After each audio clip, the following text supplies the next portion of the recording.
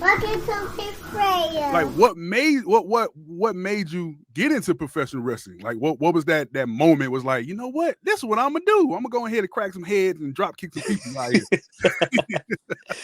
To be honest with you, man, I always grew up a wrestling fan. I got introduced to wrestling like early 2001. That was the invasion angle. That was WWE versus WCW, that Mm-hmm. storyline, right? And I was like intrigued with it, right? And then I just remember telling my grandma, "Hey, Monday Night Raw comes on at 9 p.m. Please remind me because I forget." So she just was reminding me every week, and then I remembered. And then it wasn't until about 5 years or 6 years later, one of my grandmother's co-workers that she worked with, he somehow was at one of the Gold's Gym in the area, and he met John Cena, and John Cena gave him free tickets. Okay. um and he instantly thought of me because he knew I love wrestling, so Right. he took me. That was my first live event, ever seeing wrestling live, right?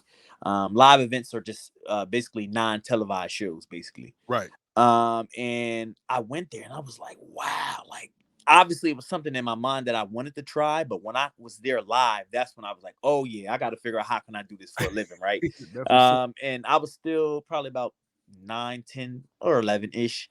And it wasn't until I dropped out of college to where it's just like, okay, all right, I really got to get back to trying to figure out how can I do this, because Right. I had dropped out of college. School wasn't working out for me, and I just wasn't really happy with life. I just didn't know what I really wanted to do. Wrestling was just in the back of my mind, but it didn't seem like I could do it. It didn't seem like it was possible, right? Because Mm.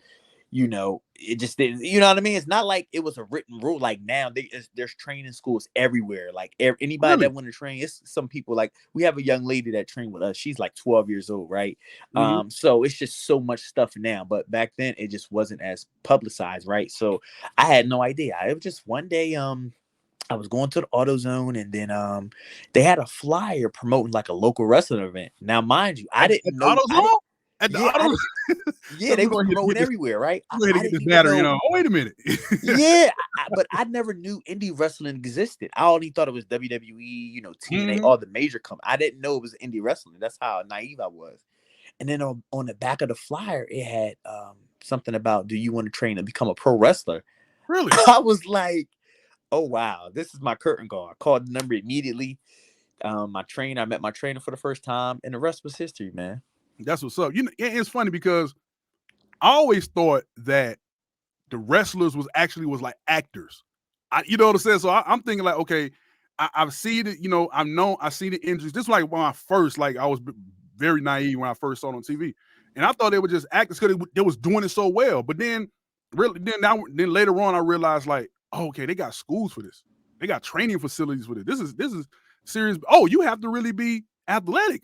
You know what I'm saying? You got to know some. So I started looking more deep into it. Didn't want to become a wrestler myself. I just played in the backyard and that was that.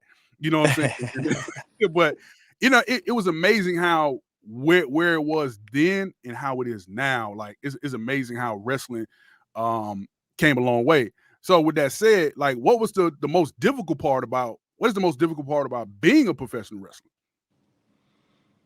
Are you talking about at first when I first started training, or currently? Currently, at first, whatever, you know what I'm saying? Whatever you Okay. experience, or whatever difficult moment you experience before, after, or right now. Like what's the like any given moment.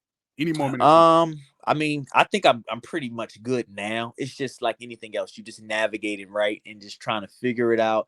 But I know what needs to be done at this point. I'm just really focused on building my brand, right? Okay. Before I get picked up by WWE or AEW, because I have leverage, right? I own my name, JT Funk.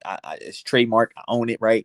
And I'm just building my brand up so that way when they come to me, I have some leverage. A lot of guys that they sign, they own their stage name, and then they own them, and so forth and so forth. But the most difficult part for me when I first broke into the business was throwing my body to the ground. Like when you're learning how to bump, right, and throw your Mhm. body to the ground, it's unnatural, because you know, naturally you trying to stop yourself from falling, right? If you get into a Right. fight and slip and fall, you're trying to prevent yourself from falling. Whereas training, you got to kind of throw yourself on the ground and just attack the mat aggressively, right? So it's Right. just hitting the back bump, face bump. Um, even with the rolls, it's continuous rolls and your equilibrium is off. It's just a lot of things that goes into wrestling training. It could be unnatural, right? Right. But it's like once you do it, your body gets more acclimated with it. You get a little bit more comfortable. But yeah, man, throwing myself to the ground was just probably the most difficult, right, for me, because I'm constantly want to stop myself from falling, right? And Right, naturally, right. you want to prevent yourself from falling. But in wrestling, training purposes, and even in a ring, when you're getting slammed, you need to know how to take a back bump so that way you won't hurt yourself, right? And it's just the back part of the back is the meaty part. The top part of the back is the most meat. So it's less likely you can hurt yourself by landing on the top meaty of your back, right? And also that, along with the footwork in the beginning, it was Mm. very hard. Like I didn't play any sports prior to wrestling. I didn't do football. I didn't do basketball. I didn't do any sports. Wrestling was Wow, like the really? first. Yeah, it was my Wow. first introduction to. I mean, I Wow. did. So this your first time ever doing something? Because again, wrestlers, they got a lot of these guys are athletic. A Yep. lot of these women are athletic. They athletes. They former athletes or current athletes. These guys, when these men and women, they really are athletes. So that's amazing how you got in the ring with some of these world class athletes. You know what I'm saying? That competed on high levels. You know what I'm saying? Absolutely. And when my first couple months of training, we had a guy that came in. He did college level football. Mm. And I'm just like, man.